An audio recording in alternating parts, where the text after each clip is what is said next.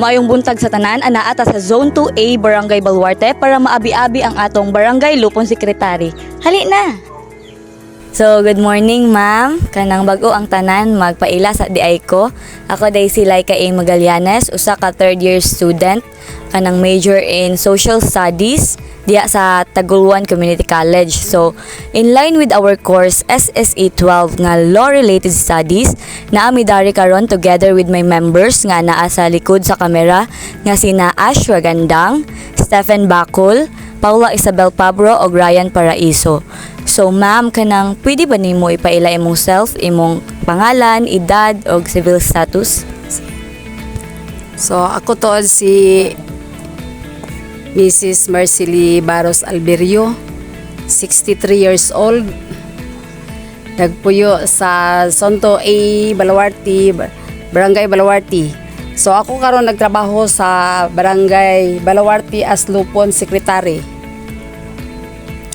Ma'am, kanang asa ka ni graduates or kanang nag-eskwela imong educational attainment? So, akong educational attainment is nag-eskwela ko sa Cagayan Capitol College, undergrad sa BS Commerce.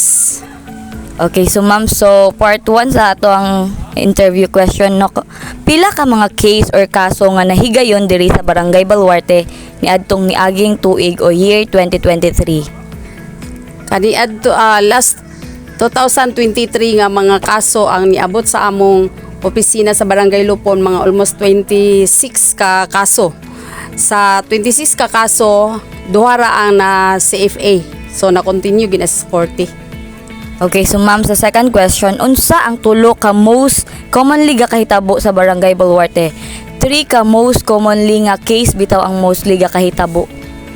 So kasagara gyud sa barangay dinhi sa Barangay Baluarte, ang gakahitabo gyud nga mga kaso is collection of sum, wala nagbayad sa utang. So kanang oral defamation, kanang buhitas istorya nga walay mga kabasihan.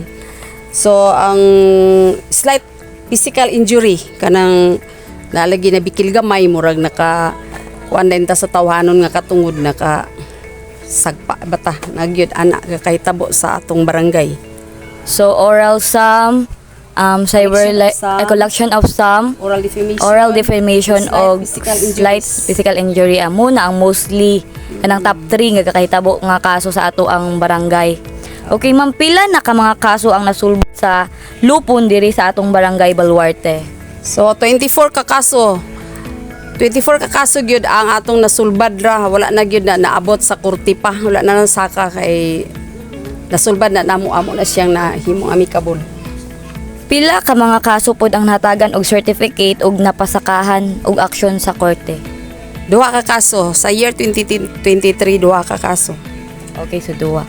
So unsa ang pinakalisod nga kaso or case nga na imong na-handle nganong para sa imong lisod man kiniisip usa ka lupon?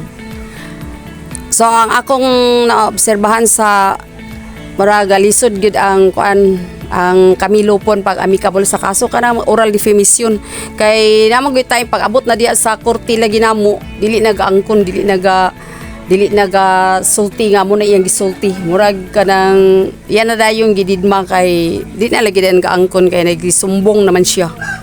Ay, so gibali murag mag-deny na lang dayon sila. Mag-deny sila, oo.